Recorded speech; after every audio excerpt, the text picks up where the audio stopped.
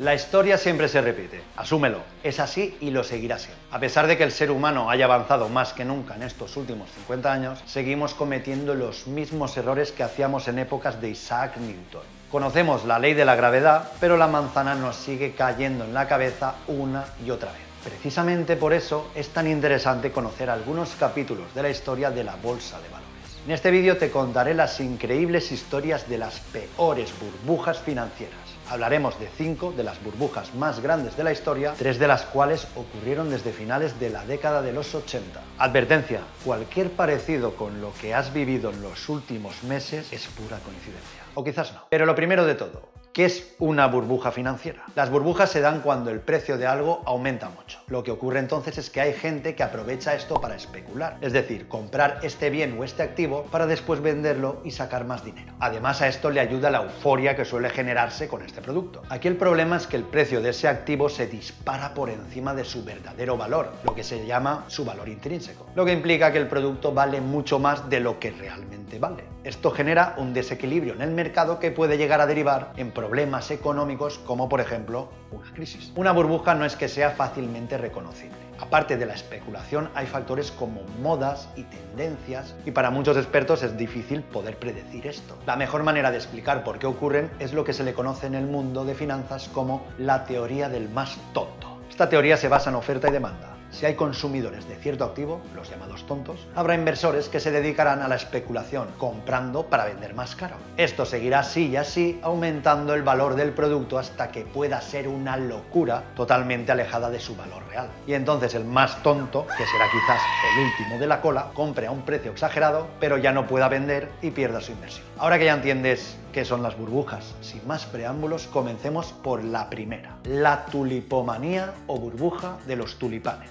Uno de los casos más antiguos de una burbuja irracional de activos es la tulipomanía, que se extendió por Holanda en la década de 1630. Sí, te hablo de las plantas, no es un bitcoin ni oro. Pues imagina hasta qué punto llegó esta fiebre del tulipán que hubo un momento en que la gente daba por hecho que un tulipán valía lo mismo que una casa, de locos. Los tulipanes aparecían en Europa en el siglo XVI llegando a través de las rutas de comercio de especias, que dieron un sentido de exotismo a estas flores porque no se parecían a ninguna otra flor del continente. Justo por eso los tulipanes se convirtieron en un artículo de lujo destinado a los jardines de los ricos, llegándose a considerar que era de mal gusto que un hombre de fortuna no tuviese su propia colección de tulipanes. Y claro, si los ricos hacen este postureo, ¿la clase media qué hará? Pues emularlo como pueda. Así que siguiendo a los ricos, las clases medias de la sociedad holandesa se obsesionaron por tener esta preciada planta en sus jardines, para ser como los ricos. La demanda aumentó tanto que se crearon mercados organizados donde negociarlos en la bolsa de Ámsterdam, en Rotterdam, Haarlem,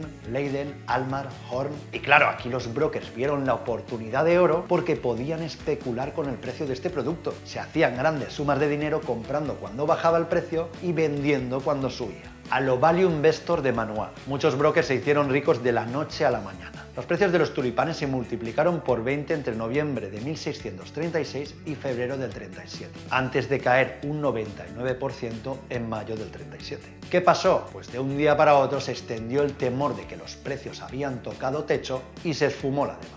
La tulipomanía afectó a una gran parte de la población holandesa. Algunos bulbos de tulipanes alcanzaron precios más altos que el de una casa. Vamos con la segunda burbuja, la Compañía de los Mares del Sur. Se ha hecho referencia a la burbuja de los mares del sur como la primera crisis financiera de la historia, el primer esquema Ponzi de la historia, una pasión por la especulación y una terrible ilustración de lo que puede suceder cuando las personas sucumben al pensamiento grupal. El hecho de que fue un colapso financiero catastrófico y que algunos de los mejores intelectuales de la época, incluido el propio Isaac Newton, perecieron, esto es indiscutible. Según varias estimaciones, Newton pudo haber perdido hasta 40 millones de libras esterlinas. Pero averigüemos qué sucedió realmente. Los factores que condujeron a la burbuja de los mares del sur de 1720 fueron más complejos que los de la tulipomanía. La conquista de América causó mucho revuelo por aquella época, guerras por el control del nuevo continente, gastos y más gastos, así que muchos países tenían una deuda que no eran capaces de asumir. La Compañía de los Mares del Sur se crea para pagar la deuda del gobierno británico. Emiten acciones para que entren inversores que paguen dicha deuda y el gobierno otorga a esta compañía el monopolio de todo el comercio con las provincias españolas de América del Sur. Y claro,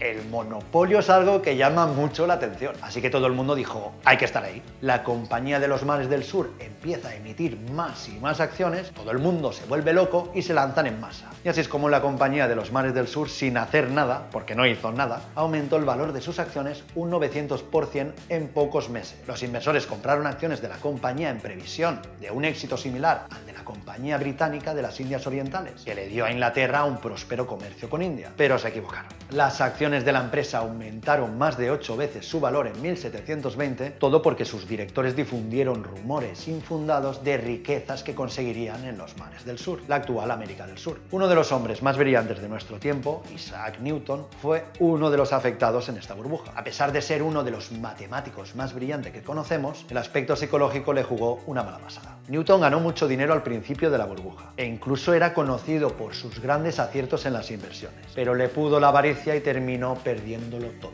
Se ha escrito mucho sobre la quiebra de Newton, pero si te interesa conocer mejor lo que ocurrió, pídeme en los comentarios las desventuras de Newton y te pasaré un enlace para leer. Vamos ahora con la burbuja inmobiliaria y bursátil de Japón. A veces la política monetaria que intenta estimular la economía contribuye justo a las burbujas de activos. Un buen ejemplo es la burbuja económica de la década de 1980 en Japón. Para combatir la recesión japonesa de 1986 provocada por el aumento del yen a principios de los 80, el gobierno anuncia un programa de estimulación monetaria y fiscal. Debido al éxito de estas medidas, florece la especulación sin control, triplicando el valor de las acciones japonesas y los bienes raíces urbanos, entre el 85 y el 89. Los 80 Japón estaba en pleno auge, convirtiéndose en los reyes de la exportación. Los bancos aprovecharon para adquirir terrenos y acciones. Y aquí se genera una bola de nieve. Los precios subían y subían. El mercado inmobiliario hacía crecer el mercado de valores. El mercado hacía crecer el inmobiliario y todo iba subiendo y iba subiendo como la espuma. ¿Por qué ocurría esto?